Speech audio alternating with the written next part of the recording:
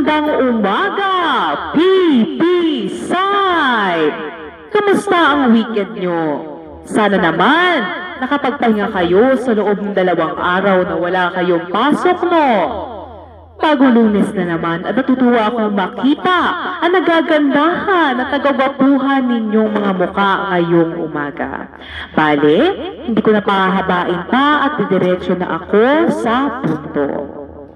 Parang nalilimutan na ninyo ang mga alituntunin na mayroon ang ating paaralan.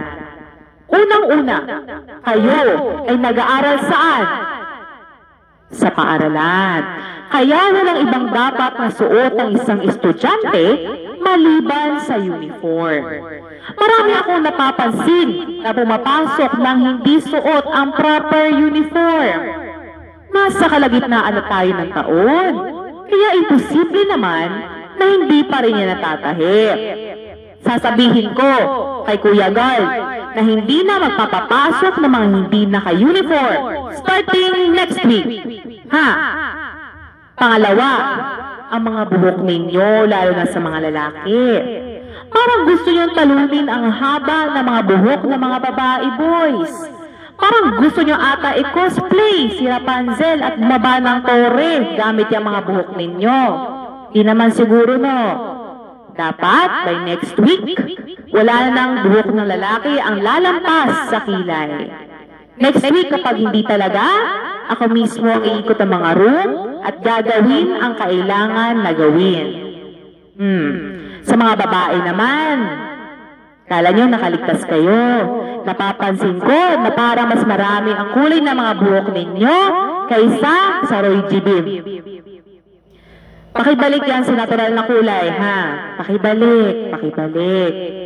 Pangatlo, ang pagpasok ninyo sa paaralan. Kahit ngayon, napapansin ko ang daming mga late dyan sa labas ng gate, no? Kapag Monday, anong oras dapat kayo pumupunta ng school? Before 7 o'clock, tama? Dahil meron tayong flag ceremony ang ginagawa natin ngayon. Kapag naman Tuesday hanggang Friday, anong oras? Oo, 7:30. Dahil ang klase nyo, nasa-start yan before ng 7:30, no?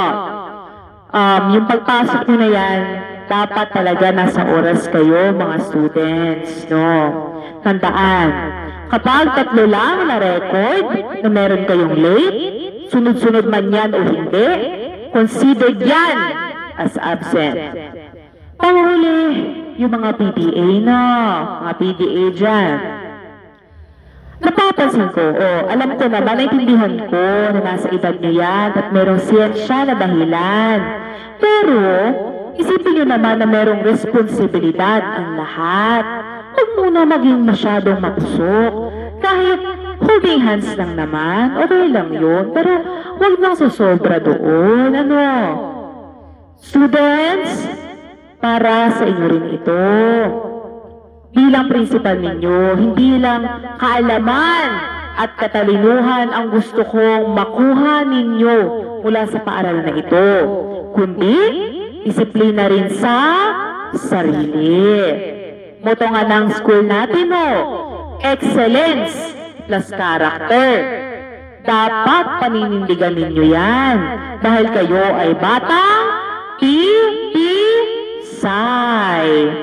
Lalahi kayo bilang sandigan ng ating lipunan, tandaan niyo yan. Ayon nga kay Jose Rizal, alam ko paulit-ulit na ito, pero alam niyo na to, kayo ang pag-asa ng bayan. Hindi ko na pahahabain pa, sana matandaan ninyo at maintindihan ang lahat ng mga sinasabi ko dahil alam ko naman na kayo ay matatalino at magagaling na mga estudyante. Muli, magandang umaga.